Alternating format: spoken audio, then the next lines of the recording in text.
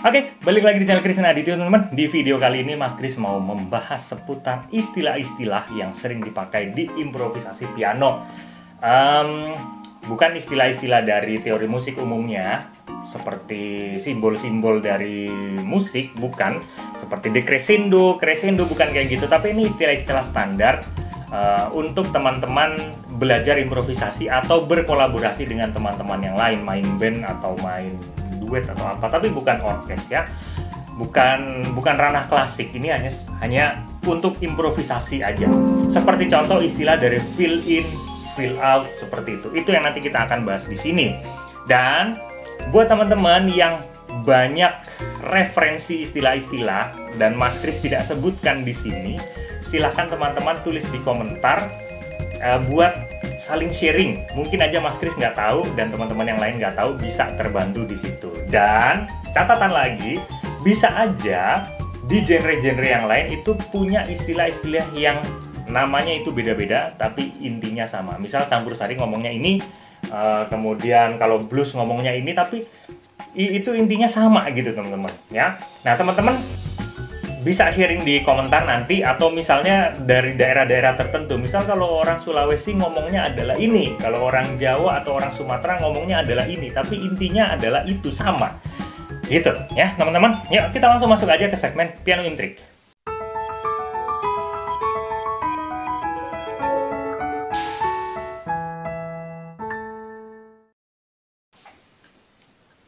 Oke.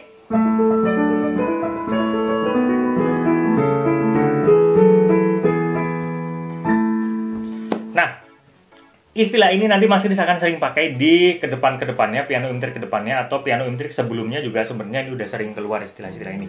Nah, ini materi untuk pemula ya teman-teman. Jadi teman-teman yang udah pinter-pinter, yang udah jago-jago, ya berikan kesempatan Mas Kris sharing-sharing untuk teman-teman pemula. Yang paling pertama, yang teman-teman harus wajib tahu adalah namanya progresi. Oke, yang udah tahu diem aja, lanjutin aja nontonnya atau diemin aja HP-nya supaya Mas Kris dapat viewer. Nah, progresi ini apa sih? Progresi itu tatanan dari chord. Ini panas banget. Tatanan dari chord. Misalnya gini, Mas Kris mainin 3 atau 4 chord ya. Jadi C, G, D minor, F. Nah, keempat chord ini disebut satu progresi. Paham ya? Nah, progresi ini bisa sebagai acuan dalam satu lagu. Artinya apa? Satu lagu itu hanya terdiri dari satu progresi. Artinya apa lagi? Keempat chord ini cuma diulang-ulang.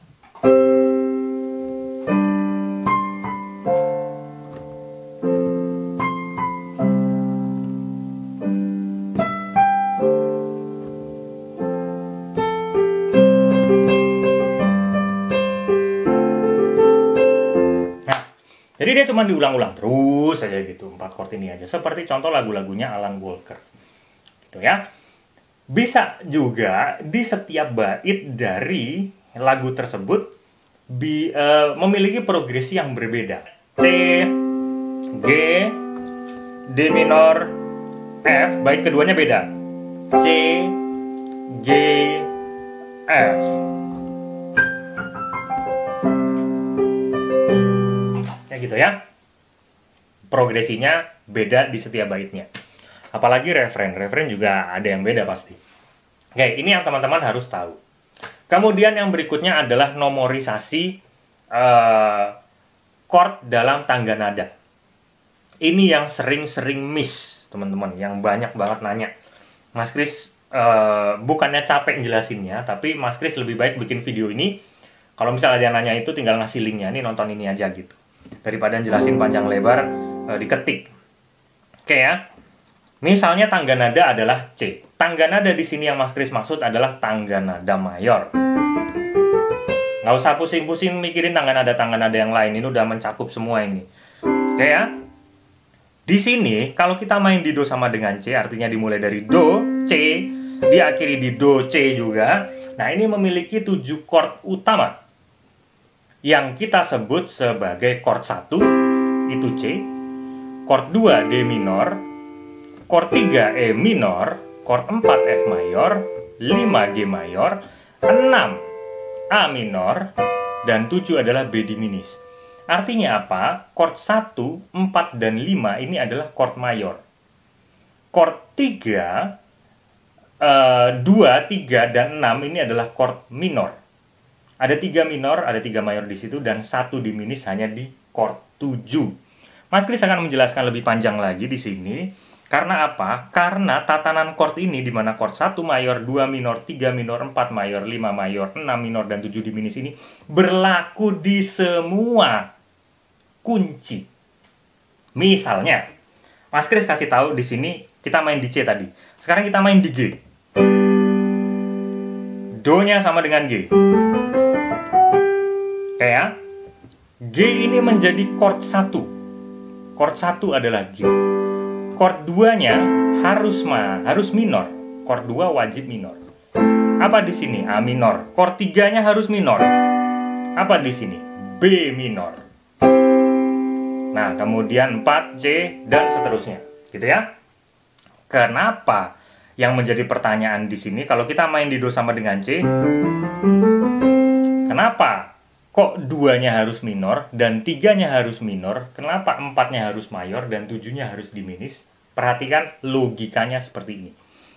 Kita main di Do sama dengan C, yang Mas Kris tadi pertama kali bilang acuannya adalah Do, Re, Mi, Fa, Sol, La, Si, Do. Jadi harus dari nada-nada ini. Ya, chord-chordnya itu harus terdiri dari nada-nada ini. Bukan ini. Paham ya? Bukan itu. Tapi harus berbunyi Do, Re, Mi, Fa, Sol, La, Si, Do. Artinya apa? Chord 1 itu dimulai dari nada pertama dari awal tangga nada ini. Gitu ya teman-teman.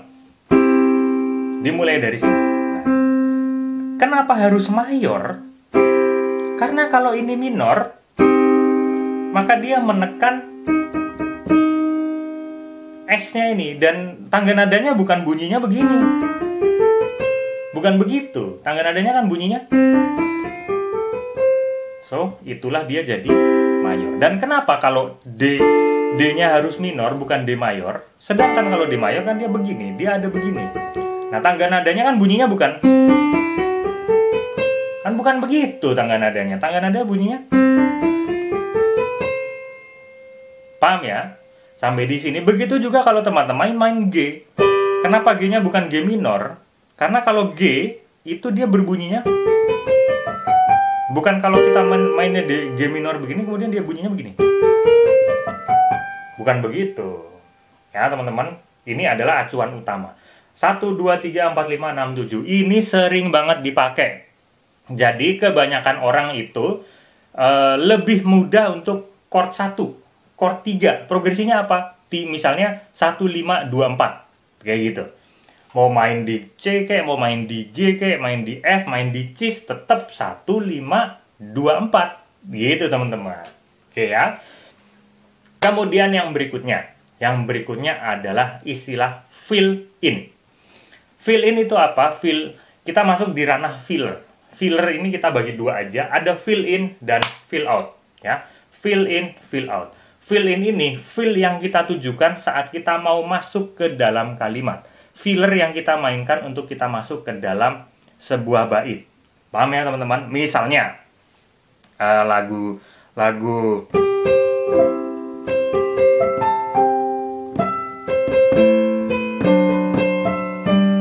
oke. Kemudian nanti dia akan masuk ke sini. Nah, kita kasih filler di tengah-tengah itu. Nah, itu disebut fill in. Fill in untuk menyambut ke bait berikutnya. Misalnya,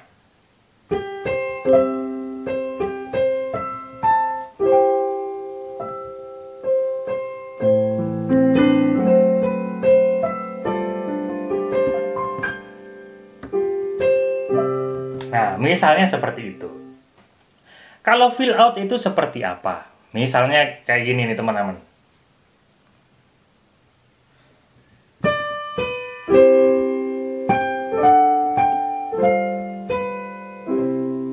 Oke. Di sini kita mau kasih fill out. Sebelum kita masuk ke situ.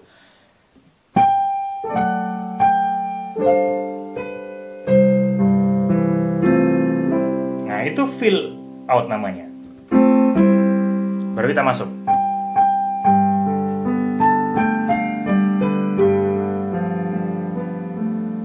Kayak gitu ya. Nah, lebih spesifiknya seperti apa?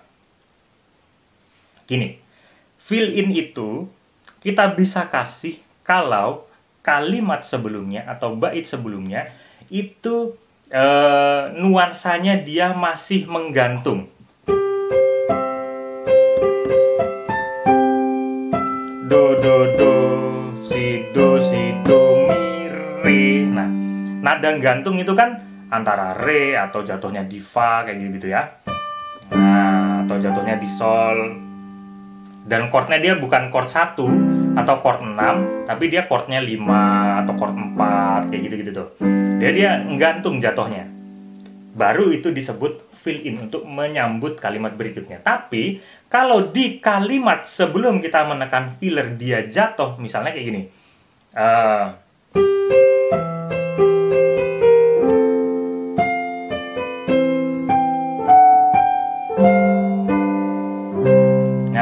Jatuhnya di 1 gini ya. Nah, ini kalau kita mau masukin fill ini disebut fill out gitu ya teman-teman. Jadi fill yang nanti kita akan filler yang nanti kita akan mainkan tidak bukan mengacu kepada penyambutan kalimat berikutnya, tapi mengacu kepada mempercantik dari akhir dari kalimat ini. Gitu ya teman-teman ya. Ini fill in, fill out. Sekali lagi ini bisa berbeda nih, berbeda istilah nih dengan yang lain ya. Gitu. Jadi teman-teman banyak-banyak belajar aja bab-bab begini. Oke, sekarang kita masuk ke bagian lagunya. Lagu kalau orang-orang tuh ngomongnya sebutannya adalah bait. Tapi kalau Mas Kris sebutannya adalah verse 1. Verse 2, bait 1, bait 2, atau Mas Kris biasa nyebutnya sebagai frase atau kalimat. Ada orang nyebutnya juga sebagai song. Song adalah satu bait utuh. Atau Mas Kris sebutnya sebagai paragraf ya. Kalau kita dalam satu lagu ada paragraf. Ada yang disebut sebagai frase. Frase adalah kalimat-kalimat pendek. Misalnya,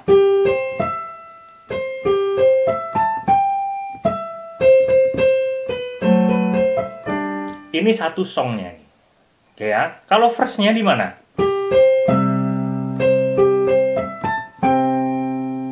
Sampai sini. Verse-nya selesai di sini. Kemudian kita masuk ke frase kedua. Oke. Di song pertama ada 2 frase. Gitu ya teman-teman. Di bagian song yang kedua, bukan song yang kedua. Di kalimat yang kedua, bukan song, sorry. Di kalimat pertama ada 2 frase. Di kalimat yang kedua, ini frase pertama di kalimat kedua. Oke, frase pertama. Frase keduanya. Oke, jadi ada 4 frase dalam 2 kalimat. Nah, 2 kalimat ini kita sebut bait atau kita sebut juga sebagai song. Paham ya teman-teman di sini? Nah, Mas Kris masukin beberapa istilah-istilah lain yang kira-kira berguna buat teman-teman semua dalam rangkaian-rangkaian lagu. Ada intro. Intro itu apa? Intro adalah tatanan melodi yang sengaja dibuat untuk pembukaan sebelum masuknya melodi utama. Ya, teman-teman udah tahu semua itu, intro. Cuman kalau ada yang belum tahu ya ini dijelasinnya begitu. Kemudian song tadi udah, kemudian kita masuk ke interlude. Interlude itu apa? Interlude adalah selingan melodi. Ya, selingan melodi di menjelang akhir lagu. Jadi misalnya ciri-cirinya gini. Ada song atau bait 1, refrain, bait 2, refrain, interlude. Oke, gitu ya. Biasanya interlude-nya itu dimainkan kadang instrumental aja, piano aja atau gitar doang gitu loh ya. Atau orkesnya doang. Ya itu tuh interlude tuh, baru nanti vokalnya baru masuk lagi. Oke, setelah interlude ada apa? Ada bridge. Bridge itu apa? Bridge itu penjembatan untuk masuk hampir ending lagu. Jadi misalnya kayak gini, ada intro, ada song, ada intro, ada bait 1, ada refren, bait 2, refren lagi, interlude, baru bridge. Habis bridge bisa aja masuk ke refren, kemudian habis gitu ya. Tapi kadang si lagu itu juga nggak ada interlude-nya. Bisa aja setelah refren kedua dia udah masuk ke bridge. Jadi intro, kemudian bait 1 refren, bait 2 refren, bridge gitu. Nah, ciri-cirinya bridge dia apa? Dia melodinya tuh agak beda dengan bait, kemudian refrennya itu juga beda, dia beda sendiri itu. Teman-teman kalau lihat tatanan melodinya, kalau bait ya, bait 1 kadang sama dengan bait 2 walaupun liriknya beda kan. Kemudian refren itu melodinya juga sama semua di setiap refrennya. Walaupun kadang refren 1, refren 2 bisa aja beda, bisa aja sama, gitu kan. Nah, biasanya kalau bridge itu dia beda sendiri. Entah progresinya yang beda, tapi liriknya pasti beda. Ya, progresinya kadang ada yang sama, tapi liriknya beda. Tapi progresinya juga ada yang beda, liriknya pasti beda gitu ya. Itu adalah bridge. Dan kemudian adalah outro. Outro adalah melodi yang kita ciptakan untuk mempermanis setelah melodi utama itu selesai. Misalnya,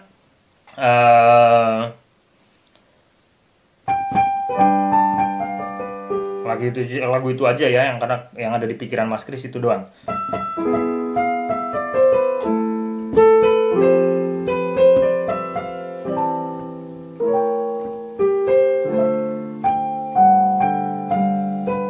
Nah, di sini kita bikin outro-nya.